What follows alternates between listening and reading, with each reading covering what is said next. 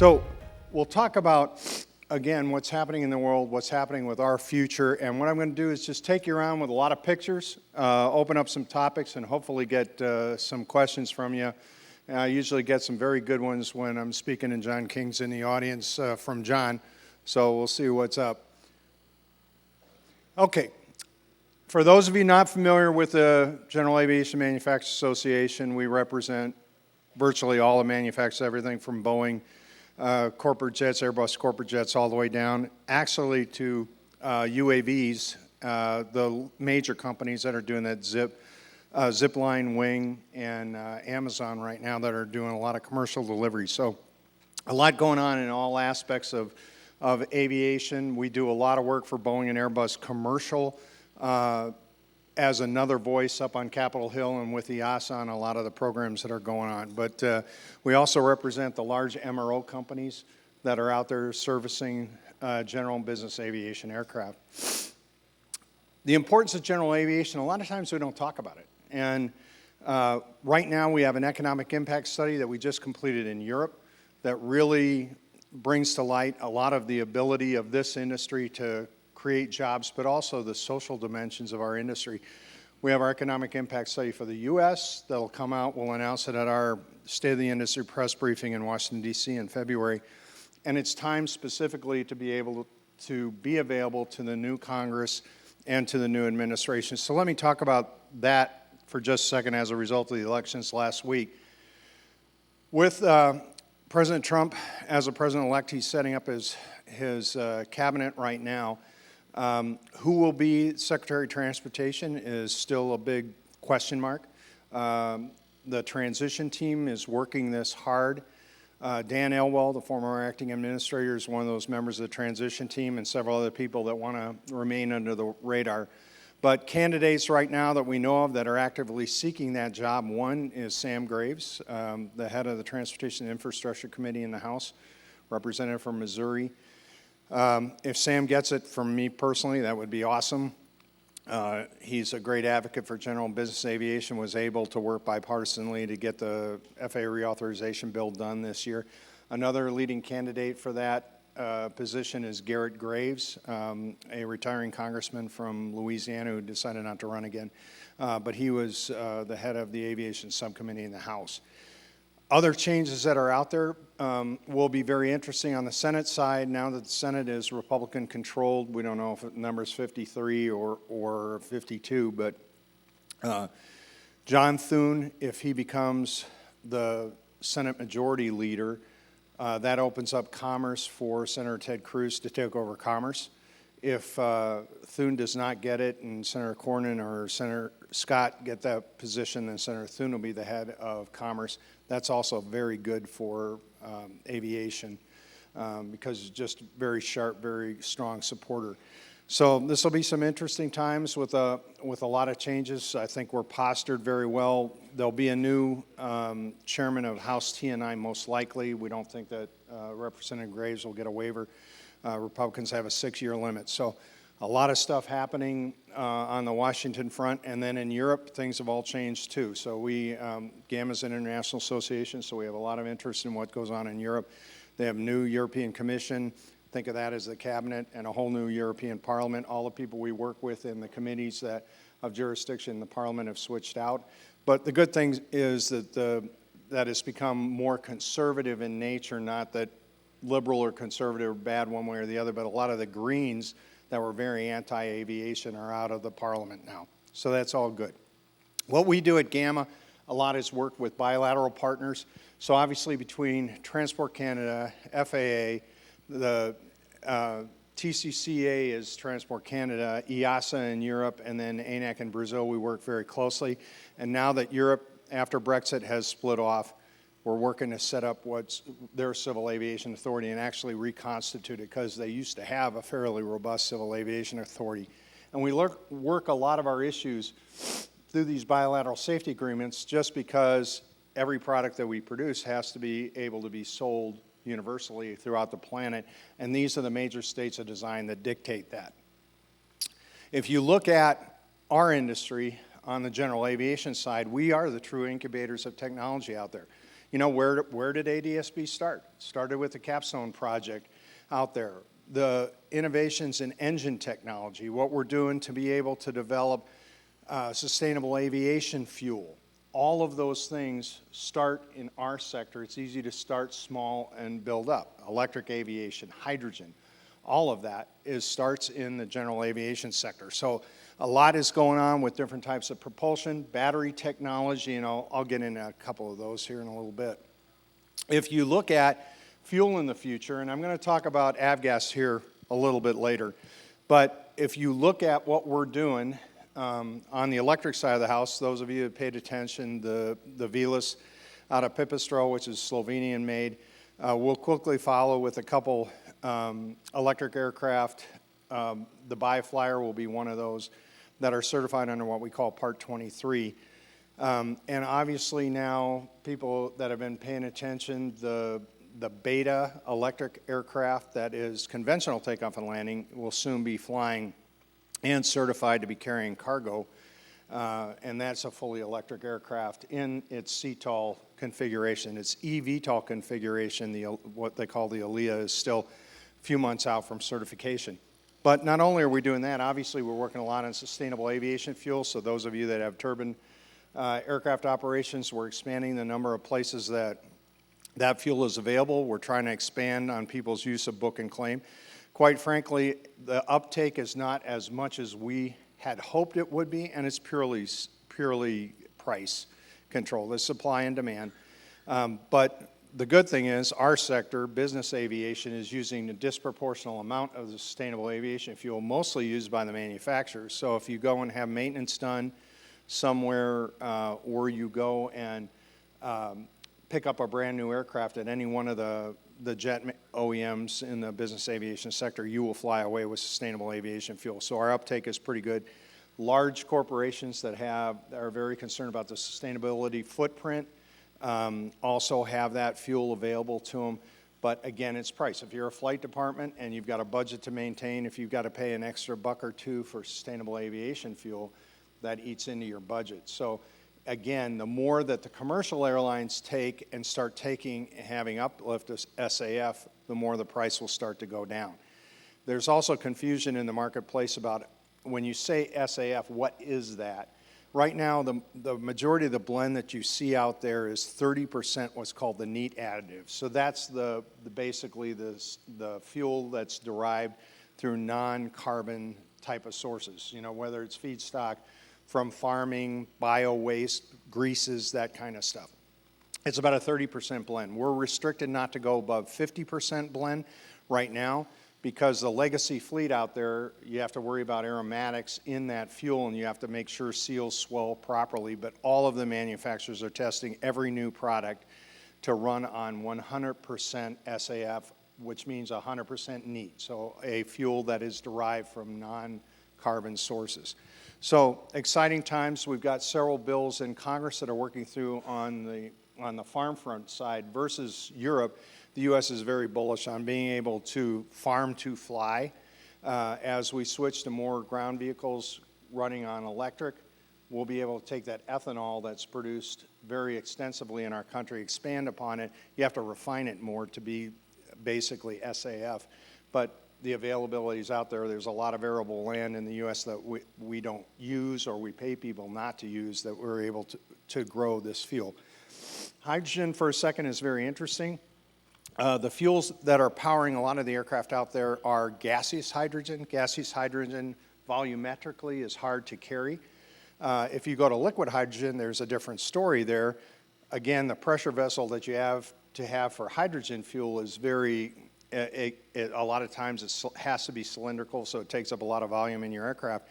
But Joby just produced an ability to fly their Joby aircraft that is fully electric with hydrogen in a liquid hydrogen fuel and got 535 miles out of it with one tank of liquid hydrogen. Basically, they control the boil off. So with liquid hydrogen, and people are all afraid of hydrogen, they think about the Hindenburg and all the disaster out there, but if you actually watch and you colorize the film from the Lakers, New Jersey accident, what was actually burning out there after the flash, because of the color they figured out, was really the dope and everything that was around the envelope of the balloon itself. It wasn't the hydrogen.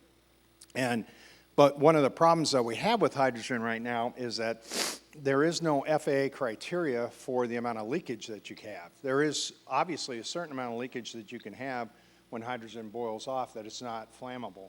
But there is no standard, so right now the FAA says it has to be perfect. Well, no engineer has ever designed anything that's perfect. So both GE, Pratt, Rolls-Royce are all having trouble figuring out, okay, what is going to be the criteria that we can have when we have total liquid hydrogen that's available once you cool it to be able to burn it. Because it is a great way to burn. It's very clean and actually helps us with emissions up at altitude. So there's a lot of potential there, but of course we all know the infrastructure isn't there right now to deliver hydrogen all around. When you look, I just want to touch a second on the Moss interpretation because obviously it affected or could have affected a lot of you. What happened in the typical FAA stovepipes that we have out there is that a FSDO out of Little Rock, very green inspector saw somebody doing maintenance that wasn't supervised. They weren't qualified to do the maintenance and they felt it wasn't supervised with somebody on site.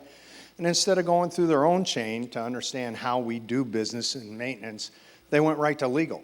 And legal didn't go ask flight standards how it should be done. So what happened is they came up with a legal interpretation that basically said all maintenance has to be supervised with somebody on site. Well, when we got wind of it, we started working very closely with ARSA, and I called up the deputy administrator and said, there's been a nuclear weapon that just went off in your backyard, and you better fix this quickly. And to their credit, they realized what they did wrong and rescinded that Moss interpretation. But that just goes to show you what the FAA has a big problem with, and that's stovepipe operations. I talked to the head of aviation safety, David Bolter, and he wanted to just cut the head off the guy that did this because it was just absolutely stupid. Had they gone through their own chain of command within flight standards, none of this would have happened. So those are the kind of things that we have going on out there, especially with a very green workforce in the FAA. But we got that turned around. I think we're back to status quo. Okay, flight deck technology is changing rapidly. Why? Well, a lot of concern, especially, and you all know it better than I do. You know, the quality of the folks that are coming through the system isn't the same quality that we had 10, 15 years ago. You know, you talk to DPEs out there, you see what is happening in just the generational change. There are, and you think about it, all the kids that have grown up, their basic knowledge of coordinates or cardinal directions is totally different than a lot of us older people. They fly or they drive a magenta line. I flew with a bunch of kids in our design competition around their hometown in Platteville, Wisconsin, and I said, okay, where is your house, north, south, east, and west from the center of town? None of them, 4 of them, could not figure out where it was. And so we had to go and find like some landmark in the town and then follow roads out to their house, and that because they just couldn't give cardinal directions. Well, you think about that when airline pilots, very junior airline pilots that haven't been out there with a whole lot of experience, you know, we have taxi incidents all the time now where people have runway incursions, and what we've got to do is provide better technology. There's great technology out there that we can go and even take a controller's voice transmissions, turn it into digital, give them a magenta line with a whole bunch of, well, if you fly with ForeFlight, it's obviously barking at you all the time when you're approaching a runway and that. We can provide that. So there are a lot of things that technology is able to enhance, but also, to me, one of the biggest safety things, we just showed an NTSB board member out at NBAA at base in Las Vegas a couple weeks ago, the runway awareness technology that we're given. So if you're in the soup and you're coming down the pipe and you got somebody on the runway, ADSB gives you those types of alerts out there. We want to be able to provide that to controllers so that they know that when they screw up and the spacing isn't going to work out, that they get alerts.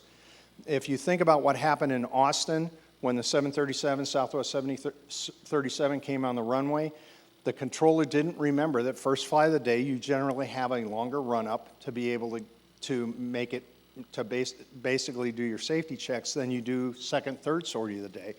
And as the 777 was coming down the pipe, the FedEx 777, there just wasn't room. that kind of thing can be digitized and be able to give those types of warnings out there. A helmet-mounted basic HUD that we have. Universal is populating. They just got approval on several different airframes to be able to put it out there. The good thing about the helmet mount, it's not really a helmet, it's just like a visor system that you put on your head. But the cool thing about that is you're not restricted just to the field of view of a combining glass that's in front of you. You can actually turn to the side. They can box ADS-B targets out there, TISB type of targets, so there's a lot of situation awareness that we're being provided there. Another thing that you need to be aware of that is being mandated in Europe, so you'll see it in a lot of aircraft out there, something new from a human factors thing is ROAS, okay? Runway Overrun Awareness System. And basically, we're going to be getting all kinds of cues on the avionics when someone is coming in too hot, too fast, not in a stabilized approach, and it calculates if you're going to have a runway overrun.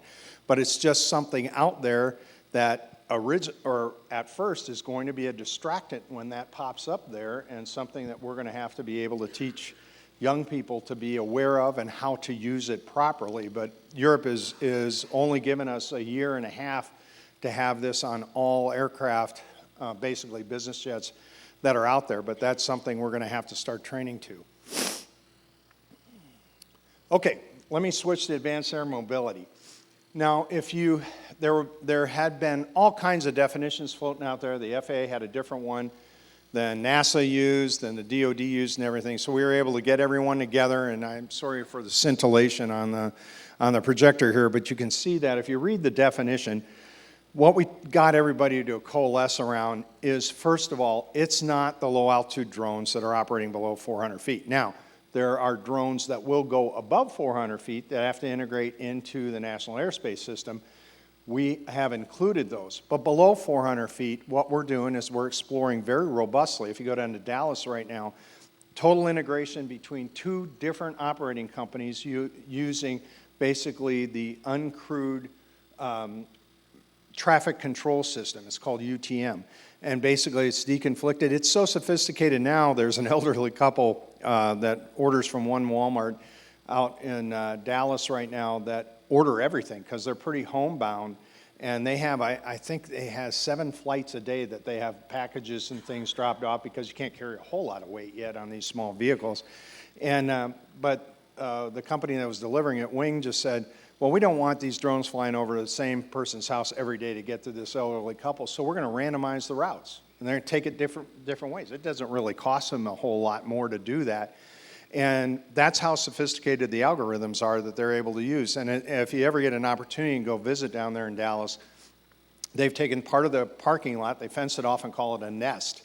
And these drones will come in and look for a QR code, their correct QR code, land on it, and they recharge while they are there landing. And then the guys come out with a package from inside the store. The aircraft raises up, hovers, they hook it up to the sling, it retracts up to the belly of the drone, and then goes on. I mean, it is just fascinating to watch what's happening. So that is in the drone technology. Advanced air mobility, again, everything above 400 feet, and there's different sectors of this that are within the envelope of what we call advanced air mobility. Just as an illustration here, in 2015, we saw at Gamma this new era of electric aviation starting to happen. And so these were the original companies that we set up and government agencies to work in what we call the Electric Propulsion Innovation Committee. So that was 2015. This is, if I can get this to work. This is, oh, go back one. This is what it looks like today. So basically all the traditional aircraft manufacturing companies, engines, avionics and that are part of what our EPIC committee to be able to work these problems. Now, quite frankly, are all of the companies, these new companies, startups, going to survive? No. You're starting to see money dry up because people have no idea how expensive it is to certify an aircraft, especially if you're a clean sheet design. So you are seeing some of those just purely run out of money. You're seeing others, though, huge investments. Joby, just big investment from Toyota. Beta just got a big investment in Fusion to get them over the hump. The other thing with advanced air mobility that has just come out is what's called the SFAR, okay? And what the FAA decided to do against the wishes of industry several years ago, actually it's when Steve Dixon left as FAA administrator and Billy Nolan came in, he made the decision, and I still think it was a poor one, that we would be the only nation on the planet to have basically a powered lift rating. So when they made a decision that these aircraft would be classified under powered lift, there are no operational rules to be able to operate powered lift aircraft. So now we've created this powered lift category with operational rules that only last 10 years. That's what this SFAR is all about. And there are requirements within the SFAR to be able to say, okay, how are you going to take a baby pilot and make them a powered lift pilot? There are capabilities to be able to take right now anybody that is a fixed wing or a rotorcraft pilot, get them type rated in these powered lift aircraft, and we have that capability. But the capability to be able to produce a baby pilot, can we do it in the sims? Well, right now, in the SFAR, it basically requires dual controls, okay? But a lot of these machines were never designed with dual controls. So can we do this safely in the sim and be able to produce a powered lift pilot from scratch? This is all new to us in the training world, and we all have to figure it out together. Now, initially, Joby, Beta, they'll be training their own pilots, but eventually, that's going to build itself out.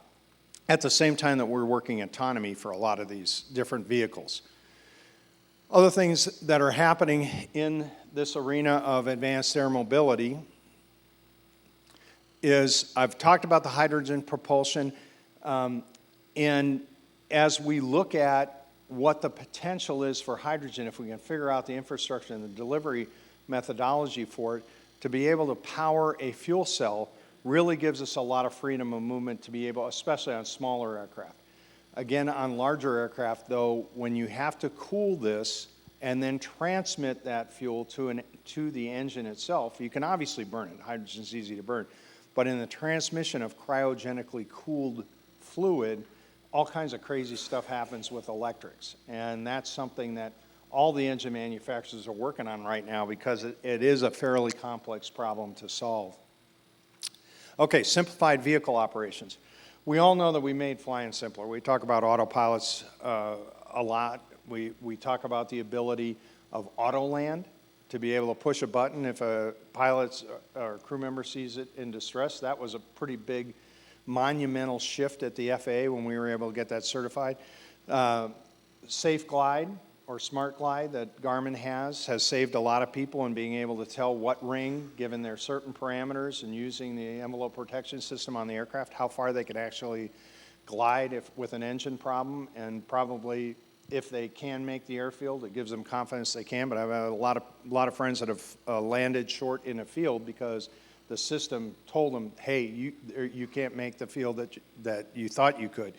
But also, if you see what's happening in automation right now, Reliable Robotics, Joby, that purchase wing, the ability to go and fly caravans right now, fully autonomous. There are caravans flying out in the system, autonomous. They have a safety pilot, but that safety pilot will be removed here in the not-too-distant future. And of course, Wisk is working very, very heavily on a fully autonomous 4-passenger eVTOL aircraft. So this is happening faster than people really know it. Now, obviously you have ALPA and some of the pilot unions that are out there very concerned about autonomy and very much wanting to fight even the thought of replacing the co-pilot on long-distance missions when there's not a whole lot to do except drone and report where you are with some type of automated system. So that still will play out over time here that we see. But of course, they're using the same arguments they did when they did want to get rid of the flight engineer. Also, one thing that we're seeing that will continually evolve is the airman certification standards. And we all have a debt of gratitude to John and Martha here. We were able to lead the ARC starting in 2011 and 12 to be able to work on revising the standards. What we all got very frustrated with, and I know John mentioned to me many times how crazy the FAA was by going and starting to lump all these together. And then what happened during the first Trump administration is all of a sudden we had the rule called 2 for 1. So every one rule that's promulgated, 2 rules had to go away. Well, that works in a lot of sectors, but it really does not work in aviation because we all know we can't do anything unless a reg says we can. And that is one thing that we are very concerned about now with the Trump administration coming back into power in Washington, D.C., that we all aviation together, and we're going to have a transition document communicated here in the next couple weeks that says we can't go back to that because it stalled things for so long. And fortunately, you know, I quoted John several times when I was up on the Hill testifying. We got this fixed by putting so much pressure on the FAA to fix their rulemaking system. We've elevated the position of the head of the rulemaking, and we've really done a lot of work to be able to try to get these through. I think what we're still needing is sailplane and helicopter, I think, are still yet to go. But we've really made progress, and I want to thank John and Martha for giving us a lot of data to say this is the impact of not being able to revise these types of rules out there that are very important for the folks that keep us safe up in the air. The workforce opportunities that we have out there are something that we have to continually emphasize. It's interesting, both, you know, Congress mandated both the Women in Aviation special counsel that got together, and Peggy was very involved in that, but also the Youth in Aviation. And those task forces put together some very good reports, but then the report just kind of sat there. How now can we actualize that? And we got some support for Congress. In the reauthorization bill, of course, the money has to be appropriated to be able to expand on workforce, make it available for both maintenance and manufacturing, but also how we appeal to young people to come into this industry, whether you want to be pilots or whether you want to be part of all the other jobs that are available in it, is still a challenge. And we found that you have to appeal to young people in a different way. But one of the ways is how are we going to fight global warming? How are we going to help with sustainability issues that are all very important to us? That jazzes young people. And so a lot of what we're trying to do is bring them into new technology that'll help not only make the planet greener, but also to save people's lives. Think about the future where an autonomous vehicle is sitting in a firehouse, in every firehouse on the planet, that is pre-programmed to go to a burn center, and in the golden hour, we get a burn victim into that capsule, whether it's with an EMT or not. So there are a lot of changes that we can make out there. Okay, I'm going to talk about unleaded fuel here very quickly. Those of you that watch GA News all the while and read the propaganda that Russ Niles puts out there, and I don't pull any punches, the guy's an idiot. And you know, someone that doesn't ever research what the true status is of the fuel. So there's 3 fuel candidates. There's a GAMI fuel made in Ada, Oklahoma. There is the Swift fuel that's made in Indiana, and then there's the Lyndale VP racing fuel that's in several locations around the country, mainly used for racing. The Swift fuel and the GAMI fuel are going through the STC process. GAMI got an STC first. Swift got an STC for the 94 UL, and now they are bumping that up to what's called 100R, and they were incrementally moving it up for the aircraft that are being used. And the Lyndale VP fuel is going through the PAFI process.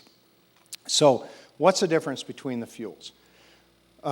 There is chemical composition differences between all 3 fuels. The one thing that we know is, first of all, that the FAA has no plans right at this point, even though industry is asking them to have a testing program to see if any of them can intermix with one another. There is strong belief by both Lyndale and Swift that there is no way that the GAMI fuel can intermix with their fuel because it's basically a solvent. Not saying that's bad. I mean, you run that GAMI fuel through an engine, it becomes very clean. AOPA tore down an engine, really looked at it, it becomes clean. But also that solvent has some interesting qualities to it that hasn't been reported, and the FAA is aware of it. Those of you that were at Oshkosh and looked at the Baron that AOPA had in front of their booth, if you crawled underneath it, you saw the black ooze that was coming out of the bottom of the wing. Well, what happened was it interacted with the chafing tape on fuel bladders. We do not know how many fuel bladders have been repaired with chafing tape on them. But the thing that we're more concerned about is in Cirrus's initial testing with the GAMI fuel, we had the black ooze coming out of the exhaust pipe. And there were a bunch of excuses made by GAMI that, oh, well, they don't know how to manufacture an aircraft. So very recently, they went and they cleaned the other wing. You know, they burned 100 low lead in one wing and the GAMI fuel in the other. They cleaned the other wing, inspected all the sealant in that wing, coated it again, put the GAMI fuel in, the same thing happened. What happened is the GAMI fuel was dissolving the sealant that was inside the wing. So do the manufacturers have concerns about this fuel? Abso-frickin-lutely we have concerns about it. And that's why no manufacturer is going to sit there and allow any type of warranty or engine manufacturer on that fuel until there's a transparent process that we run through to be able to look at that GAMI fuel. The transparent process is provided by the ASTM standard. That is peer review of everything associated with the fuel. Now in the PAFI program, the Piston Aviation Fuel Initiative, the Lyndale VP Racing Fuel is going through the PAFI program that has embedded in it the ASTM process. Swift Fuel is now in the ASTM process, and according to everything Chris DaCosta, who runs Swift, says, they're going to re-enter the PAFI program with credit for what they have done. But I want to show you a little bit about, if you look at where we are in the PAFI process with the Lyndale VP Racing Fuel, there's very specific gates that you go through. Again, a very transparent process where the whole industry is able to look at it. A lot of words here of durability and all the aircraft testing, the components, but the materials compatibility and durability is what's really important here. So if you look on the left side there and looking at the performance, you can see it's a very methodical process that we go through to look at all the corner cases of engines so that we can have them covered. Now, Lyndale VP Racing has said, we aren't going to be able to cover every engine in the fleet. There are two specific Lycoming engines out there that are corner cases that they probably won't be able to cover. But we can do things with those engines to allow them either to survive or we just buy them out. If the Lyndale VP Racing Fuel becomes the one that is the most viable. But if you look at where the status of their fuel, their 100E, and where we anticipate will be here in this next year, we are progressing on to the fleet-wide testing. And I think I missed, on a couple of the materials compatibility and durability testing, that's another one that's very sacred to those that are operating all of the distribution network. And that's why you see when you're out there the statements that are made by NATA that represents the fuel distributors. We cannot afford to have a leak in above ground, in-ground storage tanks, the rail cars, or the fuel trucks that are transmitting this fuel. So that's why this materials compatibility issue is so important, and that's why NATA and GAMI very strongly feel that the GAMI fuel has to go through peer review and an ASTM process so that we can make sure that we have the materials compatibility that protects everybody. You know, there are statements made, well, we have liability. We went to Lloyd's of London and we'll cover liability, anybody that has a problem out there in their aircraft. Well, that limit of liability is solely for the value of the fuel that you purchased to put in the aircraft. That has no liability for the damage to a fuel bladder or damage to any other component or a leakage. You know, can you imagine out in California, John and Martha, you live there, if all of a sudden one of our tanks starts leaking all over the place, the environmental disaster that would be and the liability that would be placed on the FBO would be tremendous. So there's a lot of issues to play out there, and that's why all the associations last year in the FAA reauthorization bill said an FBO that's taking grant assurance money will be required to carry 100 low lead until we are ready. Basically a transition, and we put the stake in the ground at the end of 2030. Alaska, there's an exception carve out for Alaska. But there is time, we have time to work it, and right now, there is no need to rush because first of all, why do we want customers to have to pay an extra $2 a gallon? It was interesting, and those of you who have been watching, GAMI somehow got some fuel out to Reed Hillview a couple weekends ago, and they made it available, but they were going to make the GAMI fuel available at $1 less than the Swift 94 fuel that's been out there for a little over a year, side by side. And all of a sudden, Chris DaCosta went to the airport manager and goes, I sell it to you for 5 something a gallon, and you're selling it for 7 gallon. Now you're going to have the gamma fuel cheaper. What the hell are you doing? And all of a sudden the guy goes, oh, this isn't good. So he lowered the price to be equal to each other. So, but the problem is that under the Swift Fuel SDC, you can't commingle that.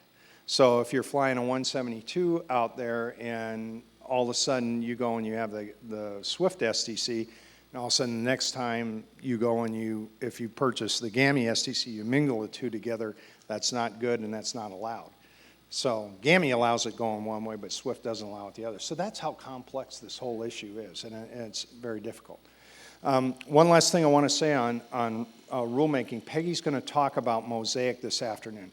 That things like Mosaic are going to be a game changer for our industry. But if this administration goes back to the 2-for-1, or actually Elon Musk is pushing for 10-for-1, get rid of 10 federal regulations for every one, we will never get Mosaic even passed. And so those are things that we very carefully have to approach the new administration about in their transition, and have them understand that rules for aviation are enabling, they shouldn't be disabling. So with that, I always like to end up with a smart guy. In fact, Ken Burns is doing a new documentary on, he's always done documentaries on America and Americans. He's doing a new one on Leonardo da Vinci, but he's a pretty smart guy who never got in the air, but what he envisioned in there, and always excited about that. So with that, I got time for some questions. So, yes, sir. Uh-huh.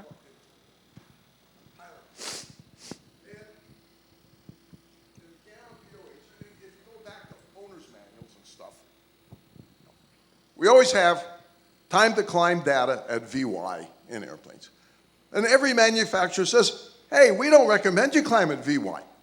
So I see people on private and commercial check rides and instrument checks, they're plotting away using the darn time to climb charts at VY. And we're not going to climb at VY. He says, what's the darn book say? He says, we don't say you should do this. Why don't we, if you finally get up to around a Cessna 210 or something, you start putting in climb tables based on what we really expect to do. That's one question I have right now. The other question I have is, in general aviation, first of all, I'm older than dirt. I've been flying 68 years. I've been in this business all my life. We haven't taught people basic flying skills. We kind of gave up on that altogether, it seems. Overall, if I look back at all the people that I give check rides to, and I give everything there is except single engine ATPs. People can't land. They don't look out the window. All they can do now, if I give a private check ride and I tell the guy, oh, your iPad just died, and how are we going to navigate? They're up the creek. They start out on a cross country. They have no idea where they're going or what they're doing. So when are we going to start talking about basic flying skills? This stuff's beautiful and wonderful, but we should have some effort to teach people basic flying skills, and I think we've lost that.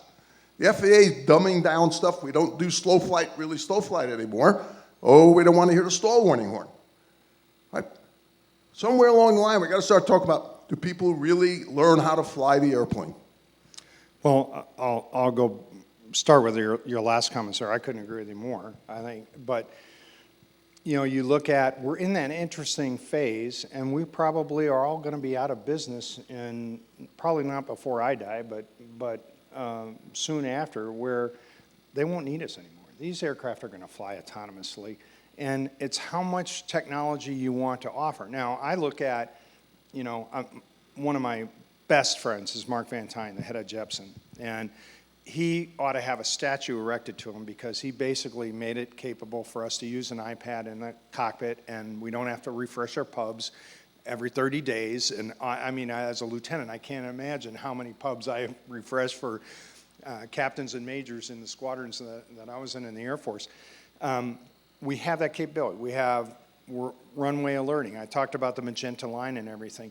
It's how much technology you provide to them. But again, back to basic flying skills, you know, my instructors basically covered up the airspeed indicator and said, you fly this thing by feel. You don't fly it looking at airspeed. And we've added more and more airspeed all the times. And what we did collectively, all together, we started saying, well, how about a spy on AOA. Well, that's had mediocre adaptation. There are some high schools that have that capability and are flying on it, but that the uptake wasn't what we all had anticipated. So I think it is a very complicated dance of, what do we apply to this new generation of people versus how we all are fun, how we all think some. SoFi's an exact example to me. I thought there were a hell of a lot of benefit of sitting there right in the area of reverse community, sitting there seeing what happens when you put a little bit of a bank into the aircraft. But we decided to change. So, but back to the first question on POHs. It's almost the same thing as later peak, richer peak, and how do you want to climb up? Like I will climb out I will keep my cylinder as cool as possible. And so I would definitely be climbing out faster than the book or someone would tell me to, even my instructors would tell me to, just because I don't like heat damage, especially with continental type of engines. But I think it's very hard for the manufacturer to say, okay, what techniques do you want to use? And obviously, the traditional thing is you're imprint DY out there. But I agree with you. There ought to be a range that we put out there and say, okay, if you want to do this, fly here. And so That's okay. First of all, a lot of people do that. They don't read the articles. Right. You can check right and say, oh no, my instructor said we don't do that. We don't never look at the or airplanes that still have it. well, what scares me when people don't look at the POH is what do they look at if they have an emergency? What do they reference? And that's a boomer. Yeah, Pecky. As you know, I said on 2 or 3 of the subcommittees. And in response to the comment, I'm going to blame, and it goes back to what I was talking about. As flight instructors, we have to teach the fundamentals first so that everyone understands the magic that is happening. That is what is so critical. I don't care if somebody navigates using ForeFlight and follows a magenta line. That's great. But the first thing they're going to do is tell me where they are on a chart. And that's really what it comes down to. It's not on Gamma. It's not on anybody else. It's on us as flight instructors. And for those of us that have been there, done that, we have to teach the fundamentals. And the easy thing, the most important thing that I tell all my students is, yeah, we've got all these great tools, but think about a pro football player. First thing they do, these multi-million-dollar players, first thing they do at camp is they go run the tires. Whether they like it or not, they can be the greatest wide receiver in history. They got to run the tires. And it's that simple. We have to do fundamentals, and then we go play with the nice tools. Yeah, walking attack on. What else? Yeah, any questions? Martha.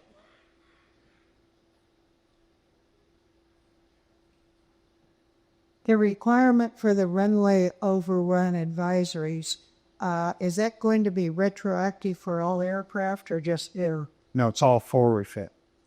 But if you think about generations of avionics, normally, it's built into the system. So let's say that it's in a Garmin system on, a CJ or something like that, and somebody gets a retrofit or a new software package and everything.